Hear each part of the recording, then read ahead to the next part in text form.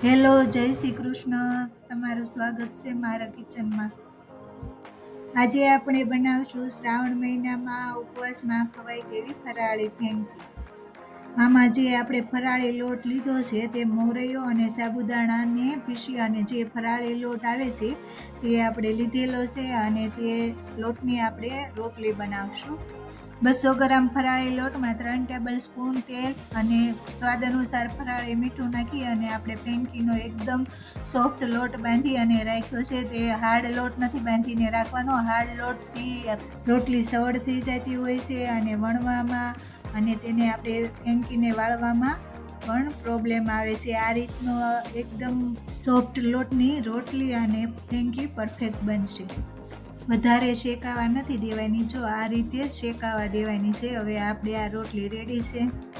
ફેંકીની patties વાળવાની ઝંઝટ વગર આ રીતે મસાલો વઘારી અને આપણે પેટીસ બનાવ્યા વગર મસાલો બનાવશું તો પણ ટેસ્ટી ફેંકી બનશે. 2 સ્પૂન કુકિંગ ઓઇલ એડ કરી અને ઓઇલ ગરમ થઈ જાય તેમાં આપણે 1 ટેબલ સ્પૂન કટ કરેલા લીલા મરચાં એડ કરશું.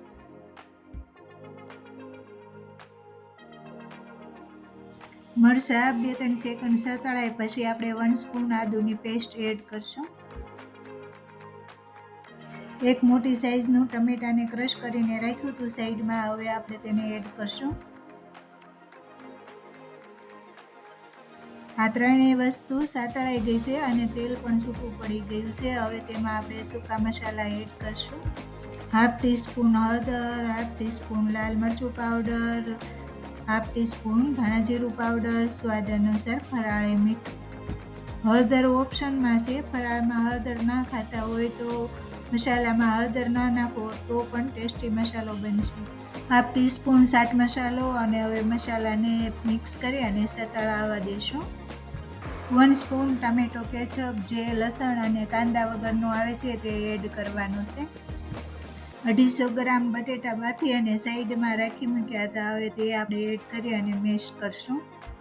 બટેટાનો એક પણ ગઠ્ઠો આ મસાલામાં ન રહેવો જોઈએ એવો પરફેક્ટ આપણે મસાલો બનાવી લઈશું.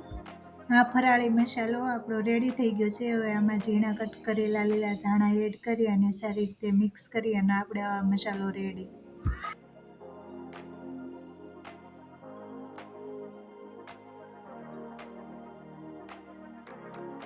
આ ફરાળી રોટલીમાં ગ્રીન ચટણી લસણ વગરની બનાવવાની છે અને લસણ વગરની ચટણી આપણે લગાવશું.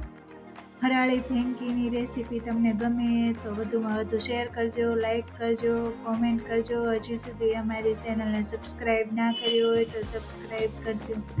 હવે તેમાં આપણે આ મસાલો બનાવ્યો છે તે મસાલો આ રીતે મૂકશું અને તેના ઉપર પતલા લાંબા કટ કરેલા કેપ્સિકમ, કટ કરેલી પતલી કોબી, કટ કરેલા પતલા ગાજર હવે તેના ઉપર આપણે મૂકશું. માયોનીઝ નાખીશું અને તેના ઉપર ખમણી અને ચીઝ નાખીશું. આ રીતે રોલ વાળી અને આપણે બટરથી શેકી લઈશું.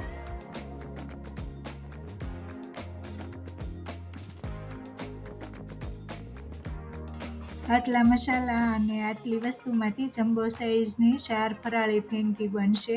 હવે આપણે તેને ફેરવી અને બટરથી શેકી લેશું. હવે આપણી આ ફેંકી રેડી. ઉપવાસમાં ભૂખ લાગે અને આવી ચટપટી ફરાળી ફેંકી મળી જાય તો આ ફરાળી ફેંકીની રેસીપી કેવી લાગી કોમેન્ટ કરજો ભૂલ્યા વગર.